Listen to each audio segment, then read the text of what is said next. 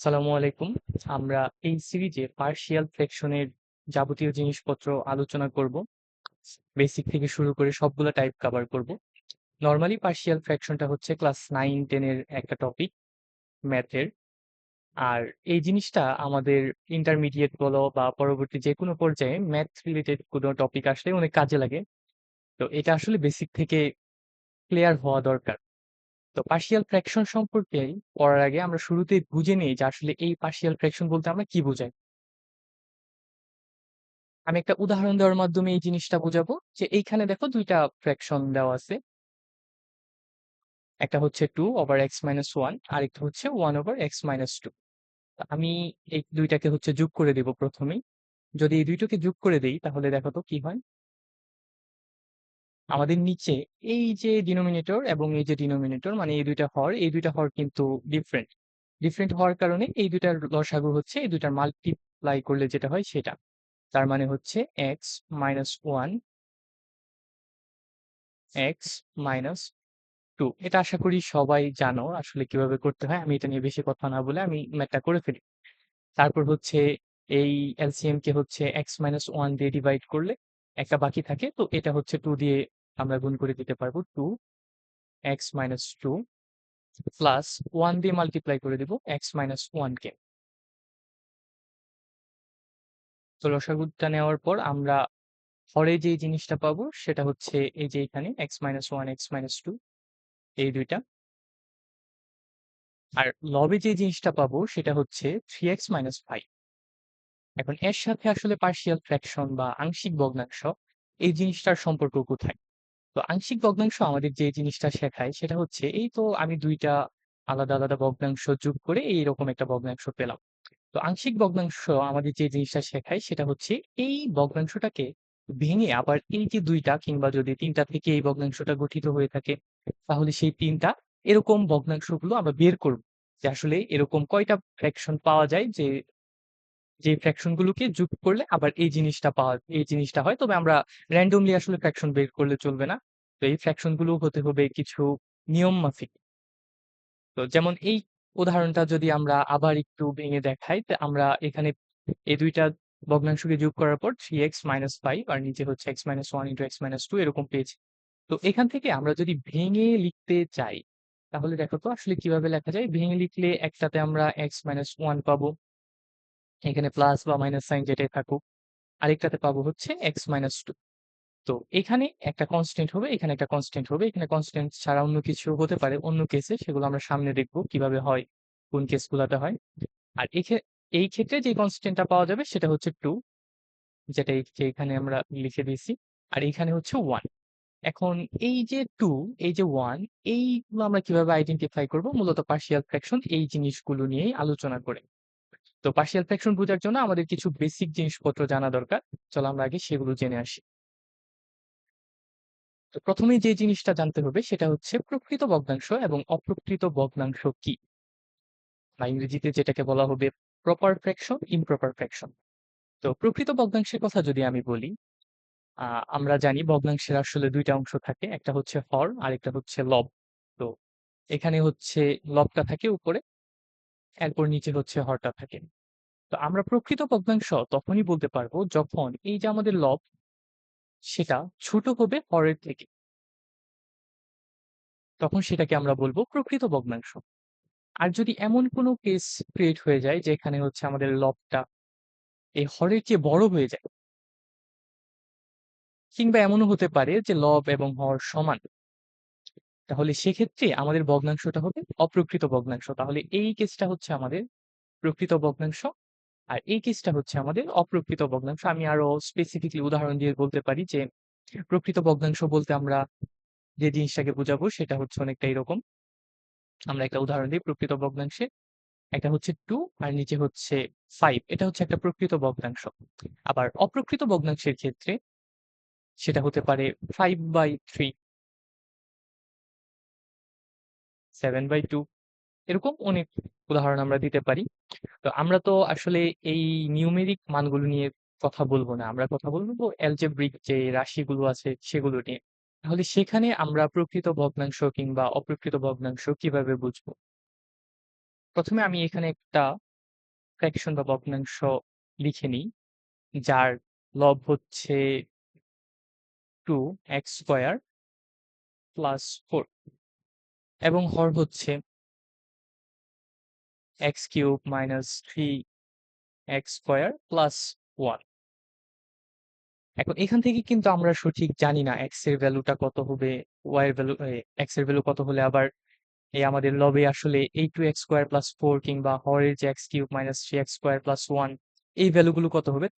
তাহলে আমরা কিভাবে আসলে নির্ণয় করতে পারি যে এই ভগ্নাংশটাকে আমরা প্রকৃত বলবো নাকি অপ্রকৃত বলবো। তো সেটা বোঝার জন্য আমরা যে জিনিসটা নিয়ে আলোচনা করব সেটা হচ্ছে এই যে লবের যে সর্বোচ্চ ঘাতের তার মানে এইখানে সর্বোচ্চ ঘাত আছে হচ্ছে 2x², এই যে x এর উপর সর্বোচ্চ ঘাত আছে 2।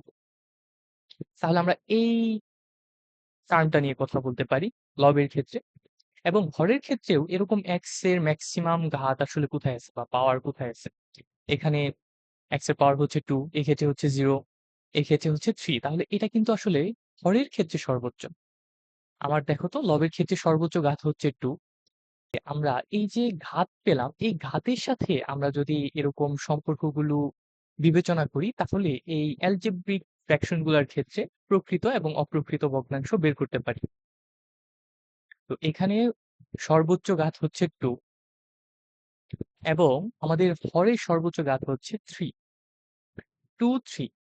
দেখো তো 2 3 একটি প্রকৃত ভগ্নাংশ, কারণ এর লবটি হচ্ছে ছোট হরের চেয়ে। তাহলে এই যে ফ্র্যাকশনটা আমি এই পাশে লিখছি, এই ফ্র্যাকশনটাও একটা প্রকৃত ভগ্নাংশ হবে। যদি আমাদের ফ্র্যাকশনটার সর্বোচ্চ ঘাতগুলো নিয়ে আমরা একটা ফ্র্যাকশন বানাই তাহলে সেটা যদি প্রকৃত ভগ্নাংশ হয় তাহলে এই পুরোটাও প্রকৃত ভগ্নাংশ হবে। তাহলে আমরা একটা অপ্রকৃত ভগ্নাংশের উদাহরণ দেখি।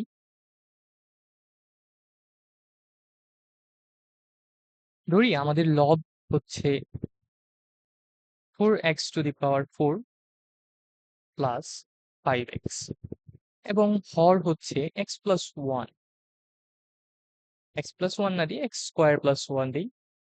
এখন এক্ষেত্রে দেখো তো আমাদের এই যে হরটা আছে, হরে x এর সর্বোচ্চ ঘাত কত, এই যে 4, এই 4টা হচ্ছে সর্বোচ্চ। তাহলে আমি উপরে 4টা লিখে দিলাম। আর এই যে এই হরটা আছে, এই হরের ভিতরে সর্বোচ্চ ঘাত কত x এর, সেটা হচ্ছে এই। তাহলে এটাও আমি লিখে দিলাম। দেখো তো এইখানে লব বড়, হর ছোট। এটা কোন কেসে পড়ে যাইতেছে, এই যে অপ্রকৃত ভগ্নাংশের কেস। তার মানে এই পুরো ভগ্নাংশটাই আসলে অপ্রকৃত ভগ্নাংশ। আমরা এখান থেকে খুব সহজে বের করে ফেলতে পারি কোনটা প্রকৃত এবং কোনটা অপ্রকৃত। তো আমি আরেকটা ভগ্নাংশ এখানে লিখি, যেটা তোমরা বাসায় চিন্তা করবে যে আসলে প্রকৃত হয় কিনা বা অপ্রকৃত হয় কিনা। সেটা হচ্ছে x⁴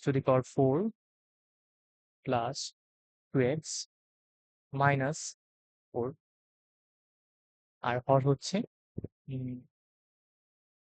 x² plus 2x⁴।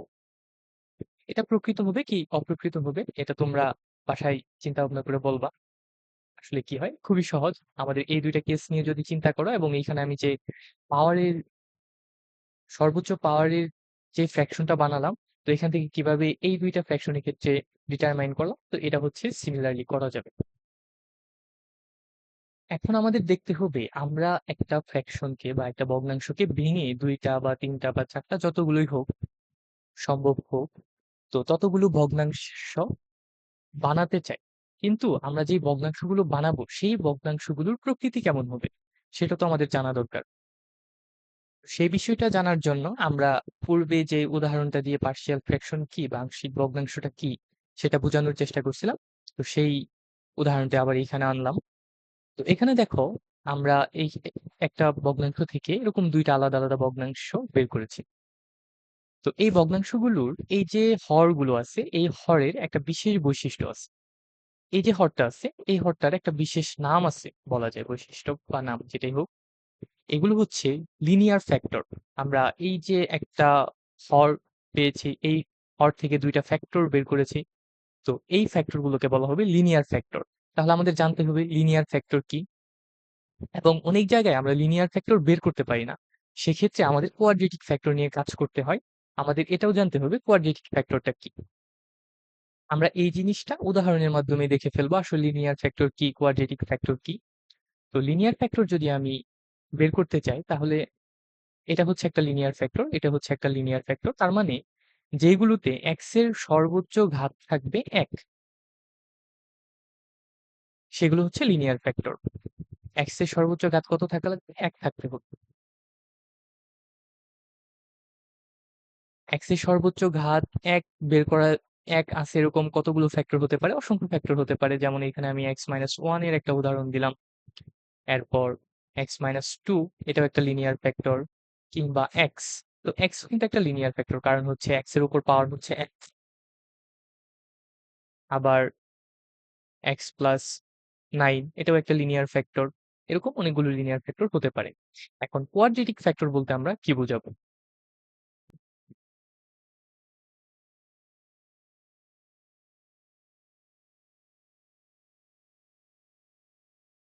Quadratic factor হচ্ছে যেখানে x এর সর্বোচ্চ ঘাত 2, যেমন x² + 1, এটা হচ্ছে একটা কোয়াড্রেটিক ফ্যাক্টর। এবং এটাকে দেখো আমরা x এর সর্বোচ্চ ঘাত 1 এরকম দুইটা ফ্যাক্টরেও রূপান্তর করতে পারি না। মানে সহজ ভাষায় বলতে গেলে এটাকে আমরা মিডল টার্ম করতে পারি না। মিডল টার্ম আশা করি তোমরা সবাই পড়ে আসছো। তো এরকম আরেকটা কোয়াড্রেটিক ফ্যাক্টরের উদাহরণ দিই আমি। x² + 7x - 1, এটাকেও কিন্তু কোয়াড্রেটিক ফ্যাক্টর বলা হবে। এবং এখান থেকেও আমরা এরকমই যে লিনিয়ার ফ্যাক্টর বানাতে পারবো না। তো এরকম x এর সর্বোচ্চ ঘাত যদি 2 হয় তাহলে আমরা সেটাকে কোয়াড্রেটিক ফ্যাক্টর বলবো। তাহলে এখন আমাদের প্রশ্ন হচ্ছে, এই যে আমরা দুইটা ভগ্নাংশ এখানে বের করলাম, একটা হচ্ছে 2/x-1, আরেকটা হচ্ছে 1/x-2। এখানে আমরা কোন ফ্যাক্টর গুলোকে প্রাধান্য দিব? আমরা প্রাধান্য দিব হচ্ছে লিনিয়ার ফ্যাক্টরকে। যদি আমরা এমন কোনো কোয়াড্রেটিক ফ্যাক্টর পাই যে কোয়াড্রেটিক ফ্যাক্টরকে আবার ফ্যাক্টরাইজ করে দুইটা লিনিয়ার ফ্যাক্টরের মাল্টিপ্লাই ফর্মে আনা না যায়, তাহলে আমরা সেই ক্ষেত্রে কোয়াড্রেটিক ফ্যাক্টর নিয়ে কাজ করব। এখানে আরো একটা কথা বলে রাখা ভালো, আমি আরেকটা উদাহরণ দিয়ে এই জিনিসটা বোঝাই। আমি এরকম একটা রাশি লিখি যেখানে x² - 5x + 6। তাহলে এটা কি আমরা কোয়াড্রেটিক ফ্যাক্টরের আওতায় ফেলে আংশিক ভগ্নাংশ করে ফেলবো কিনা? উত্তর হচ্ছে না। কারণ কি? কারণ এখান থেকে আমরা মিডল টার্ম করতে পারি। মিডল টার্ম করে এই যে এরকম x মাইনাস সামথিং বা x প্লাস সামথিং এরকম কিছু আকারে আনতে পারি। তাহলে মিডল টার্মটা এখানে কি হবে? x² - 3x - 2x + 6 এরকম করে নরমালি আমরা করি। তো আমি একটা লাইন স্কিপ করে এখানে সরাসরি উত্তরটা লিখে ফেললাম, x-3 x-2। তো যেই কোয়াড্রেটিক ফ্যাক্টর বা যে দ্বিঘাত রাশিগুলোকে আমরা এরকম ফর্মে প্রকাশ করতে পারি, সেগুলোর ক্ষেত্রে আমরা এগুলোতে প্রকাশ করে ফেলবো। তারপর হচ্ছে আংশিক ভগ্নাংশটা করব। কিন্তু এখানে যে ২ টা কোয়াড্রেটিক ফ্যাক্টর উদাহরণ দেওয়া আছে x² + 1, তো এটাকে কিন্তু আমরা চাইলে মিডল টার্ম করে ফেলতে পারবো না। কিংবা x² + 7x - 1 এটাকেও চাইলে আমরা মিডল টার্ম করে ফেলতে পারবো না।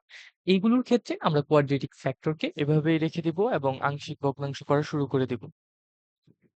এই ভিডিওতে আমরা পার্শিয়াল ফ্র্যাকশনের জন্য যে বেসিক জিনিসপত্রগুলো লাগে সেইগুলো নিয়ে আলোচনা করলাম।